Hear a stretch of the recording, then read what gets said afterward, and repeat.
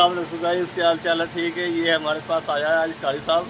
कारी साहब काम करने के लिए आया कारी है। साहब आया काम करने के लिए। कारी साहब से बात करते हैं, ये क्या कहता है ये। जी जी कारी साहब। कारी साहब काम करने आए, क्या करने आए? कोई भी नहीं, एक ही काम है। कौन सा काम है कारी साहब? कारी साहब एक बताओ दिन ना। छुट्टी मिल जाती है, एक दिन भेज देते हैं। लो जी, कारी साहब भी तंग आ गया। कारी साहब कहता है एक दिन छुट्टी मिलती है, एक दिन भेज देते हैं। अब कारी साहब को हम जाने नहीं देंगे। अब कारी साहब हमारे पास ही रहेगा। कारी साहब कहता है कि कारी साहब कहता है हमसे कि हमें इधर बुला लेता है और उधर सवारा याद नहीं होता। कारी साहब जो इसका बड़ा कारी साहब है वो इसकी पिटाई करता है उसकी, इसी तरह। और ये इसके अलावा क्या कहना चाहोगे कारी साहब? कुछ भी नहीं, यही परेशानी है। कारी साहब को ना ये बहुत बड़ी परेशानी है। उसको समझ नहीं आ रही कि मैं क्या करूं, किस तरफ जाऊं।